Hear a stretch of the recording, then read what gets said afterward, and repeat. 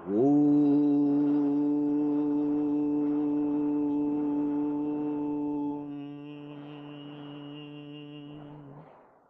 குருவாழ்க குருவே துணை.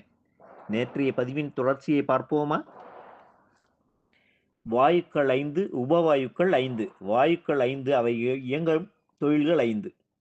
பிராணன், இந்த உயிர்காற்று எந்தெந்த செயல்கள் புரிகிறது தெரியுமா? பசி, தாகம் இவற்றை உண்டாக்கி உணவு, தண்ணீர் இவைகளை உள்வாங்கி உணவை சரியாக கலவை செய்து ஜீரணிக்கச் செய்து சக்தியை உருவாக்குகிறது. இது பிராணனின் வேலை.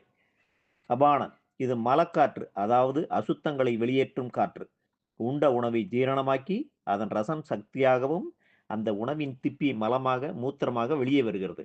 அபானன் அத்துடன் சுக்கில சுரோனிதத்தையும் வெளியேற்றும் தொழிலை செய்வது இந்த அபானனின் வேலை.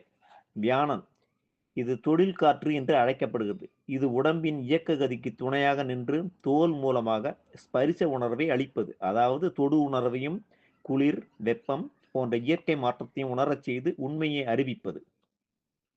உதாரணம், ஒலிக்காற்று எனப்படுகிறது. அதாவது அன்னத்தின் சாரத்தை, இந்த அன்ன ரசத்தை இரத்த நாளங்களுக்கு ஒலி கொண்டு உள் ஓசையுடன் செலுத்திய பின் ஓய்வை கொடுத்து பஞ்சேந்திரியங்களை தூக்கத்தில் ஆழ்த்தி பின்பு விழிக்கையில் மீண்டும் இந்த பொறிபுலன்களை இயங்க வைப்பது இந்த உதாரணனின் செயல். சமானன், அதாவது நிறவு காற்று, உதாரணத்தின் மூலம் இரத்த நாளங்களில் இரத்த ஓட்டத்தை செலுத்தி உடம்பின் மூளை முடுக்கெல்லாம் நாடி நரம்புகளை தங்கு தடைகின்ற சக்தியை சமப்படுத்தி பகிர்ந்தளித்து தேகத்தை வளர்க்கும் செயல் புரிவதால் இது சமானன் எனப்படுகிறது. 5 வாயுக்களின் தொழில்களை பார்த்தோம். இனி இதன் உபவாயுக்களாம் நாகன், கூர்மன், கிரிகரன், தனஞ்சயன், தேவதத்தன் என்னும் வாயுக்களின் தொழில்களை பார்ப்போம். நாகன், நாகன் இது விழிக்காற்று. கூர்மன் இமைக்காற்று. விழிகள் இரண்டையும் தொடர்ந்து நோக்கச் செய்வதுதான் நாகன் என்னும் வாயு. கூர்மன், கூர்மன் இமைக்காற்று. இமைகளை தானாகவே திறந்து மூடச் செய்வது, அதாவது கண் இமைகளை விடாது இமைக்கச் செய்வது இது கூர்மன் என்னும் வாயுவின் செயல். அது இயங்காமல் நின்று போனால் கண் இமைகளை திறக்க முடியாமல் போய்விடும். ஒரு சிலருக்கு கண் இமை மூடிவிடும் போது என்ன வைத்தியம் செய்தாலும் மீண்டும் இயங்க வைக்க முடியாது போய்விடும்.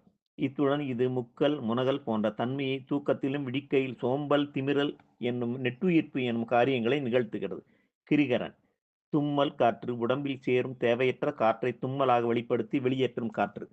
தேவதத்தன், கொட்டாவி காற்று. மார்பில் சேரும் கவத்தை உருட்டி கொட்டாவி முதலியன மூலம் விக்கலை உண்டாக்கி பின்பு கபவாத தன்மையை வெளியேற்றுவது. தனஞ்சயன், வீங்கல் காற்று. அதாவது மரணத்திற்கு பிறகு உடலுக்குள்ளேயே தங்கியிருந்து உடலை வீங்கச் செய்து அழிவிற்கு உட்படுத்திவிட்டு கடைசியாக வெளியேறும் காற்று. இப்பொழுது அறிந்து கொள். உடலில் தொழில்கள் 5, தொழில் புரியும் கருவிகள் 5, அதாவது கர்மேந்திரியங்கள் 5, அவைகளை இயக்கும் வாயுக்கள் 5. பிராணன் கைகளை இயக்குகிறது. அபானன் கால்களை இயக்குகிறது. வியானன் வசனிக்கும் வாய் பேசும் பேச்சுக்கள் வெளிப்படச் செய்கிறது. உதானன் குதத்தை இயக்கி மலத்தை வெளியேற்றுகிறது. சமானன் உபஸ்தம் என்னும் குறியை இயக்குகிறது. இதில் ஞானேந்திரியங்களாம் காது, கண், மூக்கு, நாக்கு, தோல் எனும் புலன்கள். காதை இயக்கும் வாயு ரசம், கந்தம் எனும் ஞானேந்திரியத்தை இயக்கும் வாயு சப்தம் எனும் கேட்கும், சுரோத்திரம் என்னும் காதை இயக்கும் வாயு சட்சு என்னும் ரூபம் அறிகிற, கண்ணை இயக்கும் வாயு ரசம் என்னும் வாசனை அறியும், ஆக்கிரணம் என்னும் மூக்கை இயக்கும் வாயு. குருவின் திருவருளால் இதன் தொடர்ச்சியை உங்களுக்கு வழங்கியவர் குண்டலினி யோகி வரதராஜன், தஞ்சாவூர். நன்றே செய்க, நலமே பெறுக. குருவாழ்க குருவே துணை.